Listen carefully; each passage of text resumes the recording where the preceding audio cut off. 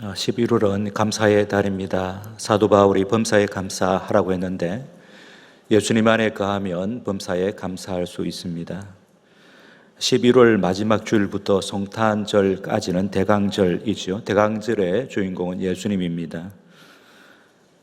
예수님은 대강절의 주인공일 뿐 아니라 역사의 주관자이십니다. 그러므로 2022년의 남은 두 달을 예수님과 함께 보내어야 합니다. 2023년의 새해도 예수님과 함께 맞아야 합니다. 그럴 때 우리의 삶이 기쁨과 감사로 풍성해질 것입니다. 예수님과 함께하는 11월과 대강절과 연말 연시가 되기를 바랍니다. 예수님과 함께하는 날들이 되려면 예수님의 말씀과 행적을 기록한 복음서를 살펴보는 것이 좋을 것입니다. 이전에 말씀드린 대로 올해 남은 두 달과 새해의 한 달 정도 주일 오전 예배 시간에 요한복음을 살펴보려고 합니다.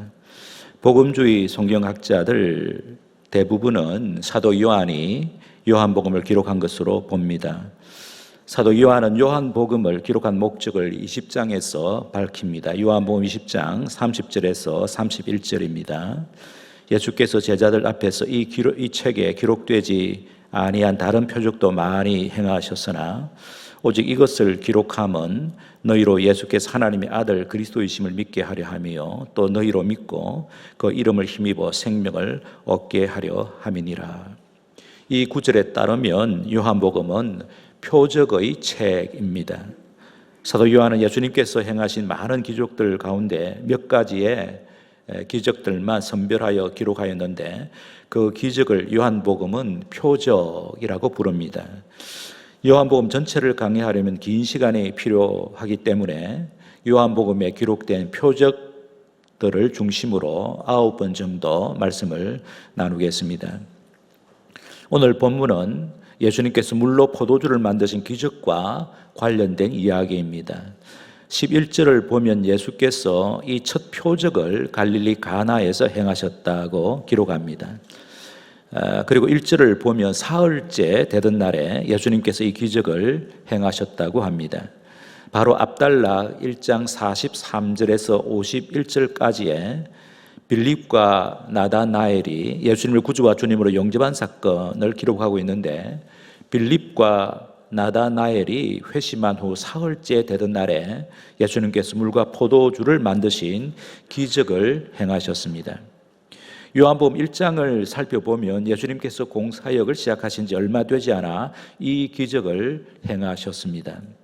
마태, 마가, 누가복음을 보면 예수님께서 세례 요한으로부터 세례를 받으신 후에 즉시 광야로 가셔서 40일간 금식하셨습니다. 그때 마귀에게 시험을 받으셨지만 승리하셨습니다. 그리고 난 뒤 예수님께서는 다시 세례 요한이 사역하고 있는 베다니로 가셨습니다. 오늘 본문 앞에 있는 1장 28절입니다. 베다니는 나사렛에서 동남쪽으로 40km 떨어진 요단강 동편에 위치해 있을 것으로 추측하고 있습니다. 그날 세례 요한은 군중들에게 보라, 세상 죄를 지고 가는 하나님의 어린 양이로다 라고 예수님을 소개했습니다. 1장 29절에 기록되어 있습니다. 그 다음 날에도 예수님께서 세례 요한이 사역하고 있는 곳으로 가셨을 때에 세례 요한은 자기의 두 제자 요한과 안드레에게 보라, 하나님의 어린 양이로다 라고 소개합니다. 1장 36절에 기록되어 있습니다. 저분이 내가 말했던 바로 그 메시아다 라는 뜻입니다. 그 말을 듣고 요한과 안드레는 예수님을 따랐습니다. 그날 요한과 안드레는 예수님과 한낮을 보냈는데 자기들이 그토록 기다렸던 메시아가 예수님임을 확신하게 되었습니다. 안드레는 그날 오후에 자기의 형제 시몬, 베드로죠. 시몬을 찾아서 예수님께 데리고 왔습니다. 1장 40절에서 42절입니다. 그 다음 날 예수님께서는 갈릴리로 귀환하시다가 빌립을 만나 나를 따르라고 하셨습니다. 1장 43절입니다. 잠시 예수님과 동행한 빌립도 구약 성경에서 예언한 메시아가 예수님임을 알게 되었습니다. 그래서 자기 친구 나다나엘을 찾아서 예수님께로 데리고 갔습니다.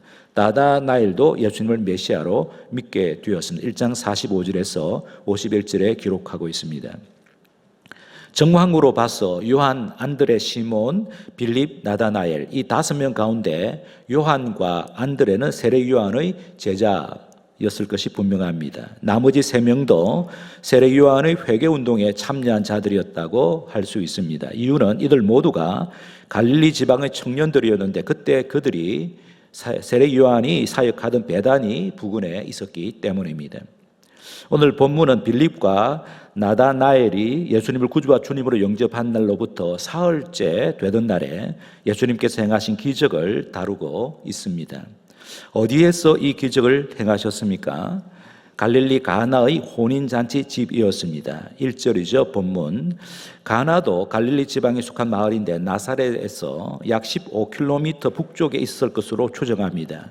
다른 세 복음서와는 달리 요한복음에서는 가나가 예수님의 초창기 사역에서 아주 중요한 장소로 부각하고 있습니다. 금방 말씀드린 대로 바로 앞단락에서 나다나엘이 회심한 사건을 기록하고 있는데 요한복음 21장에 보면 나다나엘이 가나 사람이라고 밝히고 있습니다. 그리고 오늘 본문 물로 포도주를 만든 첫 번째 기적을 행했던 장소가 가나였고 또 4장 46절에서 54절까지 왕의 신하의 아들을 고치신 두 번째 표적이 일어난 장소도 가나였습니다. 본문 1, 2절을 보면 가나의 혼인잔치에 예수님과 그의 제자들이 초청을 받았고 예수님의 모친 마리아도 거기에 계셨다고 합니다.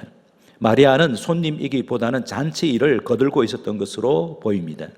아들 예수에게 포도주가 떨어진 것을 알린 것과 하인들에게 지시한 것을 보아서 마리아는 혼주와 아주 가까운 친척이었을 것으로 짐작할 수 있습니다. 그래서 예수님도 초청을 받으신 것 같습니다. 예수님과 동행했던 나다나엘은 가나 사람이었기 때문에 이 혼인잔치의 손님으로 초청받은 것은 자연스럽습니다. 동행했던 예수님의 제자들 모두가 참석했다면 예수님을 포함하여 6명입니다. 예수님과 요한복음의 저자인 요한, 안드레의 형제인 시몬 베드로, 빌립과 나다나엘입니다. 베다니에서 가나까지의 거리가 약 50km이기 때문에 하루는 좋게 걸어야 할 거리였습니다. 그래서 예수님과 그의 제자들이 베다니에서 출발하여 사흘째 되던 날에 가나의 혼인잔치집에 도착했습니다. 예수님 당시에도 그랬지만 이스라엘의 혼인잔치는 성대하게 치러졌습니다. 신부를 맞는 신랑 집에서는 손님들에게 풍성한 식탁을 배설하고 포도주를 마음껏 마시도록 했습니다. 길게는 일주일 동안 계속되었다고 합니다. 그러나 잔치는 끝이 나게 마련이죠. 포도주가 동이 나면 손님들은 하나둘씩 빠져나갈 것입니다.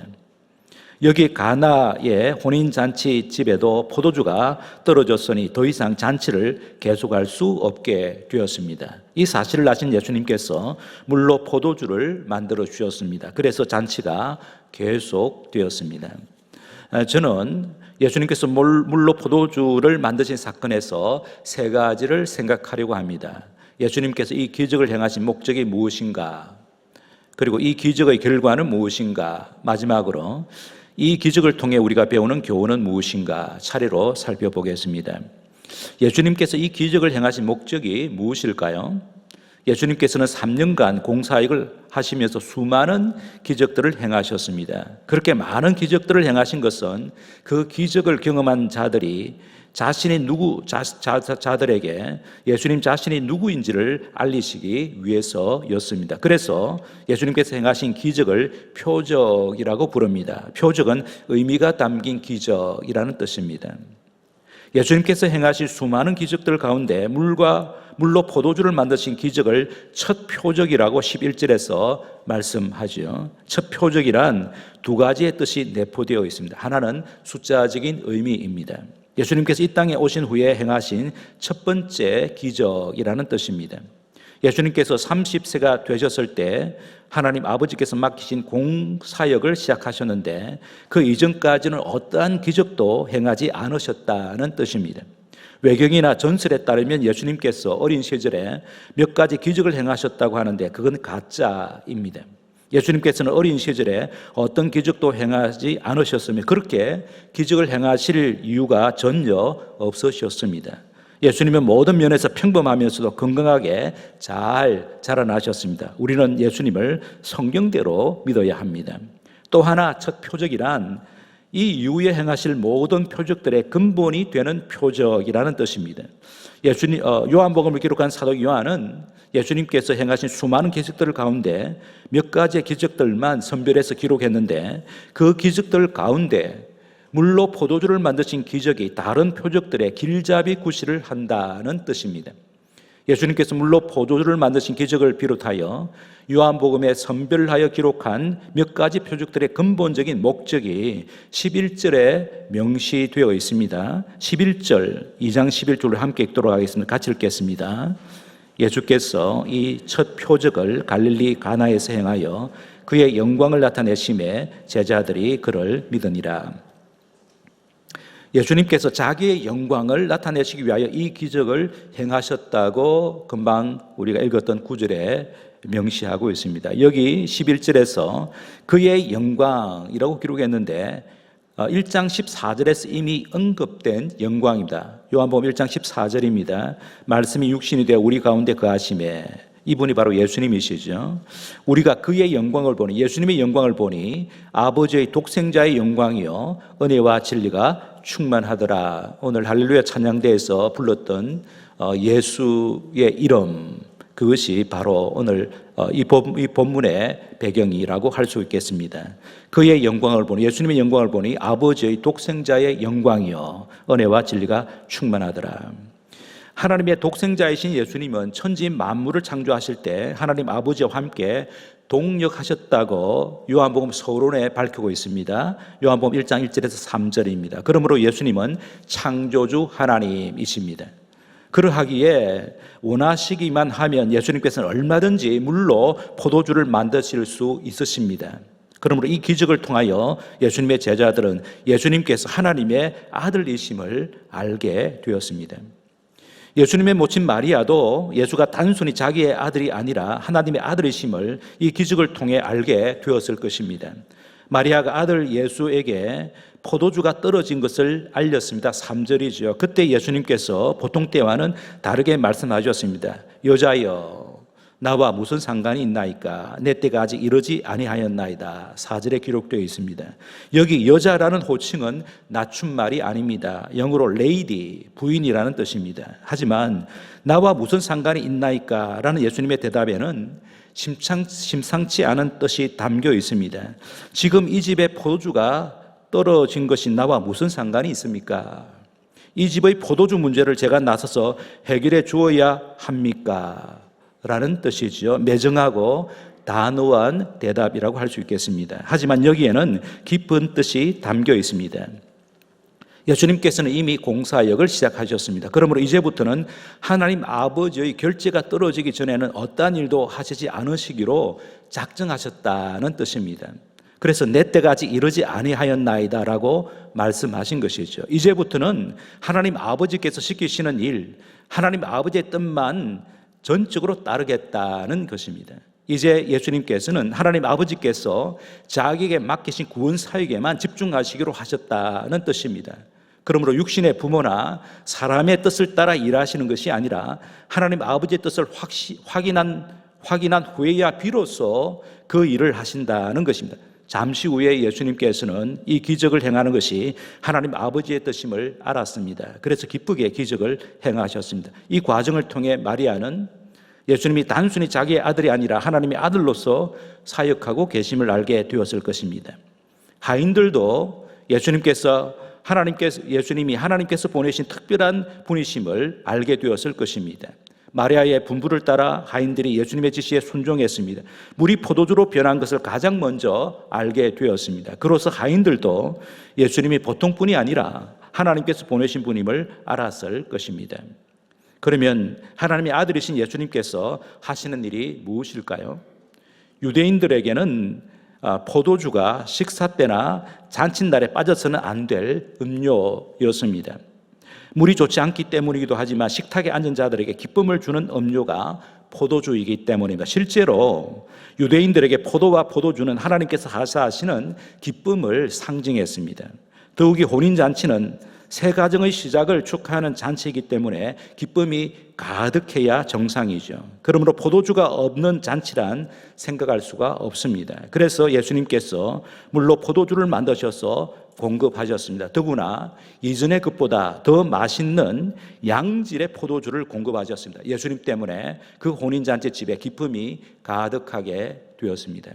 성도 여러분, 예수님께서는 자기를 믿고 따르는 자들에게 최고의 기쁨, 사라지지 않는 기쁨, 영원한 기쁨을 주십니다. 예수님께서 그 기쁨의 세계를 여시기 위하여 이 세상에 오셨습니다. 우리가 사는 이 세상은 주님께서 주시는 기쁨이 필요한 곳입니다. 세상이 주는 기쁨은 일시적이고 쉬이 사라집니다. 여기 혼인잔치집에 포도주가 동이 난 것처럼 이 세상이 추구하는 기쁨은 쉬이 사라지고 맙니다. 그래서 세상 사람들은 계속해서 기쁨을 찾아다닙니다. 세상이 주는 기쁨은 목이 마른 우리를 더욱 목마르게 하는 바닷물과도 같습니다. 그러하기에 진정한 기쁨은 하나님의 아들이신 예수님만이 주십니다. 요한복음 15장 11절 예수님이 이렇게 말씀하셨습니다. 내가 이것을 너에게 이름은 내 기쁨이 너희 안에 있어 너희 기쁨을 충만하게 하려 함이라. 요한복음 16장 21절에서 24절입니다. 예수님이 또다시 말씀하십니다. 여자가 해산하게 되면 그때가 이르렀으므로 근심하라. 아기를 낳으면 세상에 사람 난 기쁨으로 말미암아 그 고통을 다시 기억하지 아니하느니라. 지금은 너희가 근심하나 내가 다시 너희를 보리니 너희 마음이 기쁠 것이요 너희 기쁨을 빼앗을 자가 없으리라. 그날에는 너희가 아무것도 내게 묻지 아니하리라. 내가 진실로 진실로 너희에게 이르노니 너희가 무엇이든지 아버지께 구하는 것을 내 이름으로 주시리라. 지금까지는 너희가 내 이름으로 아무것도 구하지 아니하였으나 구하라. 그리하면 받으리니 너희 기쁨이 충만하리라. 성도 여러분, 저와 여러분들이 왜 예수님을 믿습니까? 예수님만이 우리에게 영원한 기쁨, 충만한 기쁨, 날마다 새로운 기쁨, 천국의 기쁨을 누리게 하시는 하나님의 아들이시기 때문입니다. 우리가 이 예수님을 믿고 따를 때에 예수님께서는 우리에게 어제보다 오늘 더 크고 놀라운 기쁨을 주십니다. 마지막 날 완성된 천국에 들어가 예수님께서 예비하신 혼인잔치에 참여할 때에 우리 모두는 더할 나위 없는 기쁨으로 가득하게 될 것입니다. 바로 그 기쁨의 세계가 하나님의 나라입니다. 그 하나님의 나라는 지금 우리 가운데 이미 들어와 확장되고 있습니다. 그래서 오늘의 설교 제목을 하나님의 나라로 정했습니다. 사도 바울은 하나님의 나라가 어떤 나라인지 분명히 말씀했습니다. 로마서 14장 17절입니다. 하나님의 나라는 먹는 것과 마시는 것이 아니요 오직 성령 안에 있는 의와 평강과 희락이라. 기쁨의 나라가 하나님의 나라다고 사도 바울이 말했습니다. 기쁨의 나라인 하나님의 나라를 세례 요한이 줄 수 없었습니다. 제자들은 세례 요한을 통하여 자신의 죄들을 깨닫고 통회하고 자복할 수는 있었습니다. 하지만 그것으로서는 기쁨의 세계를 누릴 수 없었습니다. 이제 제자들이 예수님 때문에 그 기쁨의 세계인 하나님의 나라를 맛보게 되었습니다. 그러므로 제자들은 더 이상 세례 요한에게로 갈 필요가 없었습니다. 예수님 한 분만으로 충분했기 때문입니다. 이제 그들은 예수님께서 펼치시는 하나님의 나라를, 기쁨의 나라를 맛보기 시작한 것입니다. 하나님의 나라는 유대의 종교 지도자들이 줄 수 없었습니다. 그들이 열심히 가르치고 행했던 종교 의식들로는 하나님 나라의 참맛을 경험할 수 없었습니다. 율법에 명시한 정결 의식을 따라 손발을 수백 번 씻어도 기쁨의 나라인 하나님의 나라에 들어갈 수 없었습니다. 대신에 예수님 때문에 새로운 시대가 도래한 것입니다. 그렇습니다. 예수님만이 기쁨이 쉬이 사라지는 이 세상에 영원한 기쁨을 주시는 분이십니다. 날마다 새로운 기쁨, 영원한 기쁨의 나라인 하나님의 나라를 여신 분이 예수님이십니다. 그러므로 예수님을 믿고 따르는 자만이 참된 기쁨, 영원한 기쁨을 누릴 수 있습니다. 예수님께서 물로 포도주를 만드신 이 기적의 1차적인 목적은 예수님만이 하나님의 나라를 여시는 유일한 분임을 드러낸 것입니다. 둘째로 이 기적의 결과가 무엇인지 살펴보겠습니다. 11절을 다시 보시기 바랍니다. 11절 예수께서 이 첫 표적을 갈릴리 가나에서 행하여 그의 영광을 나타내심에 제자들이 그를 믿으니라. 예수님께서는 이 기적을 통해 제자들에게 자신이 누구인지를 좀 더 명확하게 보여주심으로써 그들의 믿음을 강화시켜 주셨습니다. 이 5명의 제자들은 구약 성경에서 예언한 메시아가 예수님이시라는 것을 세례 요한에게서 들었습니다. 예수님을 직접 만나 교제함으로써 예수님을 메시아로 받아들였습니다. 시몬 베드로가 그때 예수님을 메시아로 믿었는지는 확실하지 않지만 나머지 4명은 예수님을 메시아, 예수님을 구주와 주님으로 믿고 영접했습니다. 하지만 예수님께서는 그들의 믿음이 강화되기를 원하셨습니다. 그래서 물로 포도주를 만드셨습니다. 예수님이 어떤 분이신지, 예수님께서 펼치시는 세계가 어떤 세계인지 확실히 믿게 하려고 기적을 행하신 것입니다. 그래야 그들이 의심없이 예수님을 따를 수 있을 것이기 때문입니다. 그러므로 이 기적은 제자들의 믿음을 강화하기 위하여 예수님께서 의도적으로 베푸신 은혜의 사건입니다. 예수님의 모친 마리아와 하인들도 덤으로 하나님의 나라를 맛보게 되었습니다. 혼인잔치집의 주인과 신랑 신부, 윤회장과 모든 하객들도 하나님의 나라를 맛보았습니다. 예수님을 모신 곳에 임하는 나라가 하나님의 나라입니다. 예수님을 모신 사람 안에 하나님의 나라가 임합니다. 우리가 예수님을 모셨으므로 우리 안에 이미 하나님의 나라가 임했습니다. 예수님을 모신 우리가 가는 곳에도 항상 예수님께서 동행하십니다. 그러므로 원리적으로 말하면 예수님을 믿는 우리가 머무는 모든 곳에 천국이 임합니다. 우리의 가정과 일터와 교회에 천국이 임합니다. 거기서 우리는 천국의 기쁨을 맛보게 되죠. 이보다 더 큰 복이 없습니다. 이 기적을 행하신 것은 예수님만이 하나님의 나라를 여시는 분이시다 확실하게 제자들이 믿도록 하기 위해서였습니다. 마지막으로 이 기적을 통하여 우리가 배우는 교훈이 무엇인지 살펴보겠습니다. 하나님의 나라를 생생하게 맛보려면 우리에게 2가지의 덕목이 필요함을 오늘 본문에서 배우게 됩니다. 그것이 바로 믿음과 순종입니다. 오늘 본문에서 가장 돋보이는 것은 하나님 아버지를 향한 예수님의 믿음과 순종입니다. 예수님께서는 먼저 하나님 아버지의 뜻을 살피셨습니다.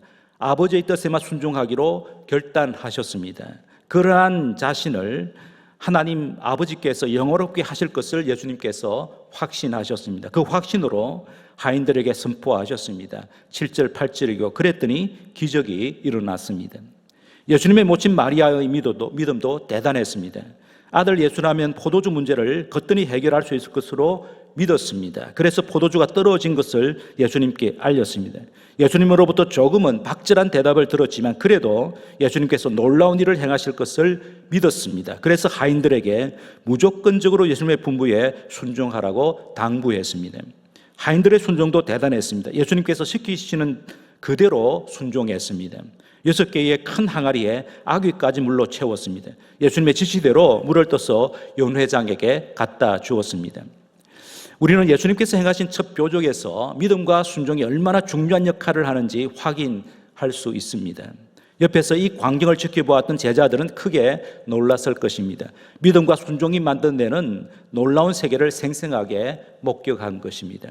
성도 여러분, 하나님과 그 아들 예수님을 믿고 하나님과 예수님의 뜻에 순종하면 우리 가운데 새로운 세계가 활짝 펼쳐집니다. 그것이 바로 하나님의 나라입니다.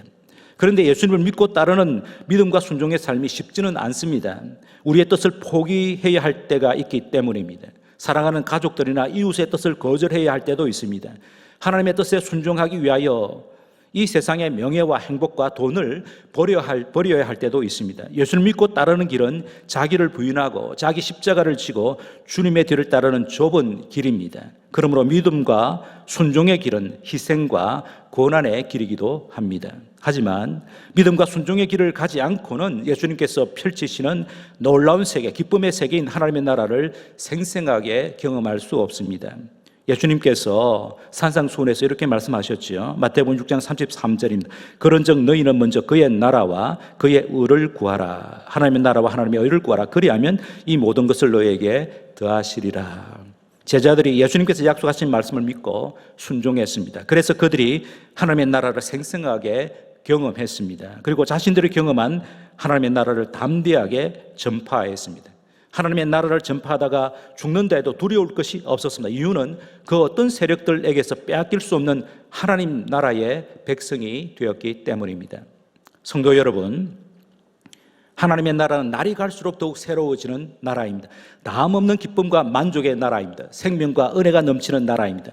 예수님께서 가나 혼인잔치집에서 보여주신 것보다도 더 영광스러운 나라, 그 나라가 우리에게 이미 주신 하나님의 나라입니다. 어떤 자들이 하나님의 나라를 생생하게 경험할 수 있을까요? 예수님을 믿고 환영하고 사랑하면 됩니다. 예수님을 존경하고 예수님의 뜻에 순종하면 하나님의 나라를 지금 여기서 생생하게 경험할 수 있습니다. 예수님께서 재림하실 때 완성된 하나님의 나라에 들어가 지구의 복을 누리게 될 것입니다.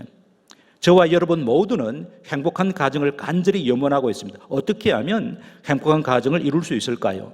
여러분의 가족들이 하나님의 나라를 맛보면 됩니다. 그러기 위해서는 여러분 한 사람이 먼저 하나님의 나라를 생생하게 맛보아야 합니다. 우리의 이웃들에게 하나님의 나라가 임하려면 나 한 사람이 중요합니다. 나부터 하나님의 나라를 생생하게 맛보아야 합니다. 그래야 하나님의 나라를 이웃에게 소개할 수 있습니다. 교회와 일터에서도 나 한 사람이 중요합니다. 그래야 하나님의 나라가 임하는 교회, 하나님의 나라가 임하는 일터가 될 수 있습니다.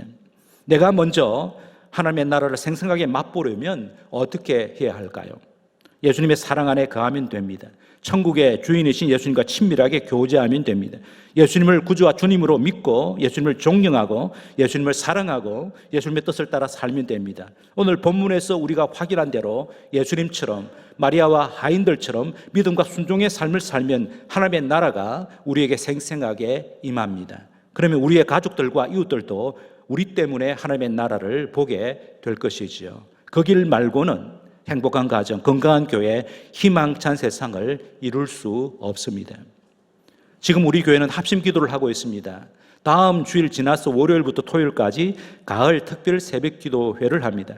합심 기도와 특별 새벽 기도에 열심히 참여하시기 바랍니다. 참여할 때에 우리에게 필요한 것은 역시 믿음과 순종입니다. 믿음의 가장 기초적인 표현이 기도이지요. 마리아는 아들 예수가 포도주 문제를 해결해 줄 것을 믿었습니다. 그래서 아들 예수에게 나아가 포도주가 떨어진 것을 알렸습니다. 기도한 것입니다. 우리가 하나님께 나아가 기도하는 1차적인 이유는 우리의 연약함과 부족함 때문입니다. 중요한 것은 우리의 기도에 믿음과 순종이 담겨야 합니다. 그래야 올바른 기도입니다. 우리가 기도할 때마다 믿음으로 기도해야 합니다. 그리고 하나님의 뜻에 순종하려는 마음으로 기도해야 합니다. 그럴 때에 우리가 기도한 것보다도 더 좋은 것으로 가장 적절한 때에 하나님께서 응답하셔서 하나님의 나라를 생생하게 경험하게 하십니다. 하나님의 아들이신 예수님을 구주와 주님으로 믿을 뿐 아니라 하나님 아버지와 예수 그리스도의 뜻에 순종함으로써 매 순간 하나님의 나라를 생생하게 경험하는 저와 여러분 되시기를 주님의 이름으로 축복합니다. 말씀을 생각하면서 크게 두 가지로 기도하겠습니다. 첫 번째는 감사하는 기도를 드리겠습니다. 예수님을 구주와 주님으로 믿어 하나님 나라의 백성이 된 것 감사하시고 예수님을 통하여 성령님 안에서 하나님의 나라를 지금 여기서도 생생하게 맛보게 하신다고 약속해 주신 것을 기억하시면서 먼저 감사하시기 바랍니다. 두 번째로 헌신의 기도, 결단의 기도를 하겠습니다.